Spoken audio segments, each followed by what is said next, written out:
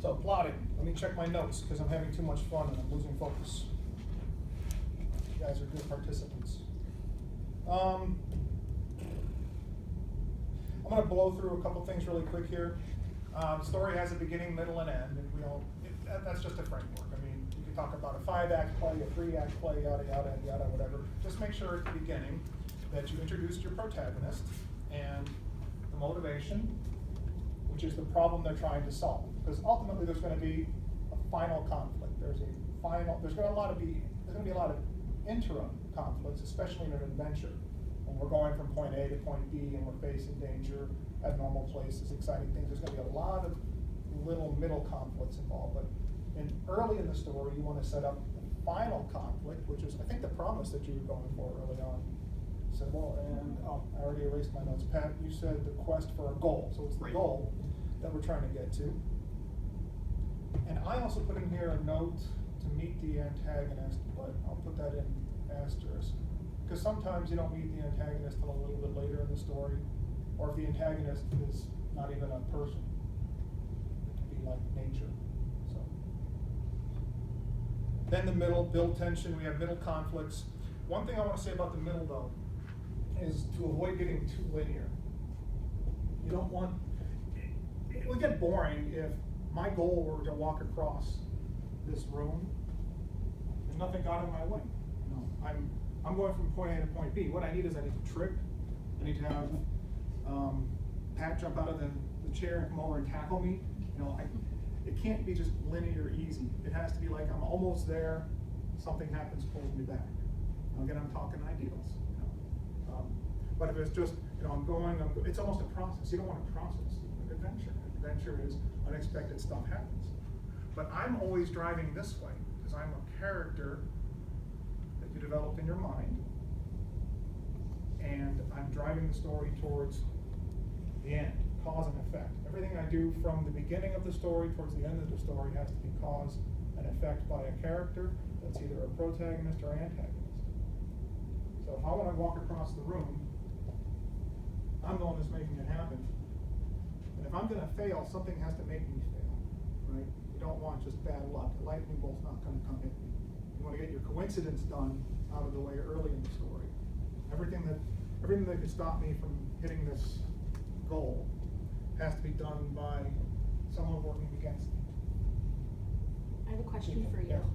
Could you talk a little bit about the difference, and maybe in your opinion, what you think is a better kind of story, if there is one, of the type of adventure about the protagonist, they aren't exactly searching, for adventure, it's just thrust upon them, they're thrust into it, like Bilbo Baggins, is invaded by these, characters that come and kind of force him on this adventure, and he's kind of unwilling all the way, but until he isn't.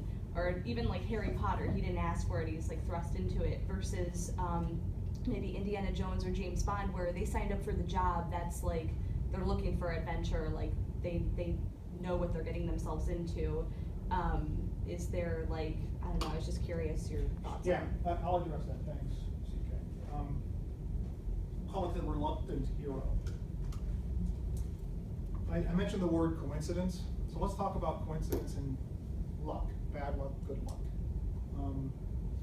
Frodo Baggins. His uncle found the ring a long time ago, even before we opened the book, right? And there's one ring in the entire universe that binds them all, and our hero has it. Well, the chances of that happening are about 0, right? Except that it happened before we opened the book. So our willing suspension of disbelief has taken place when we've opened the book.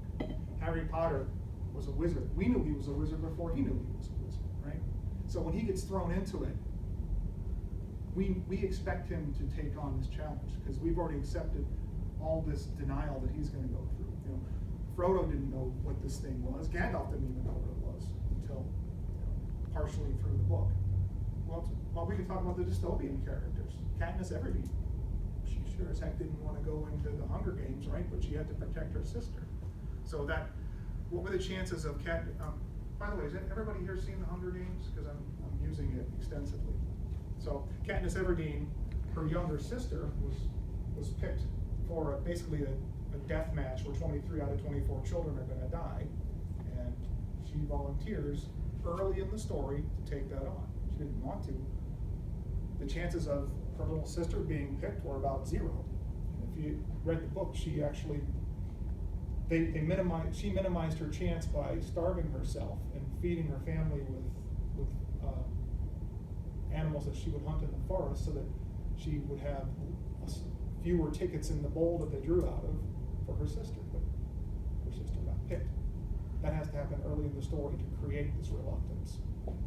And once that happens, then the character will have to go through some sort of character development early in the story. Right? And we remember how we said character development is secondary to the plot. But in this case, you're going to have to do some character development up front, because the reluctance has to be overcome. Then it becomes quick decisions, quick decisions, quick decisions. You know who this character is. You know how she, Katniss, or he, Harry Potter, are going to respond once they get over the reluctance. Because you know their strengths and weaknesses, you've got their motivations, et cetera, et cetera. So, okay, good. I think that covers plotting, other than, let me just make sure I didn't leave anything interesting out. Oh, pace. Pace. And you mentioned pace earlier on. I mentioned quick decisions. Credible happens when the person is consistent within themselves. We've talked about final conflict. Pace. This is a trade-off in this case. We've already talked about doing less character development. You also have to do less description. If we're going to describe this room, I can't go brick by brick, I can't go thread by thread in the carpets and keep a pace. I have to drop in 2 or 3 sentences. We're in a classroom, it's big enough for 40 people, there's 12 of us sit here. Move on. Just give enough of the description to give the setting.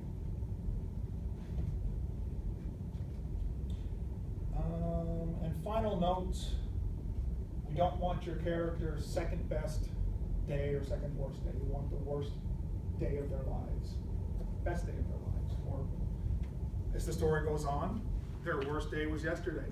All of a sudden, today is their worst day. That's that sort of thing. As long as we're dealing with extremes. I think that's just kind of inherent in how we set up the excitement and the danger and the whole concept of something unusual and new. I think that covers plotting.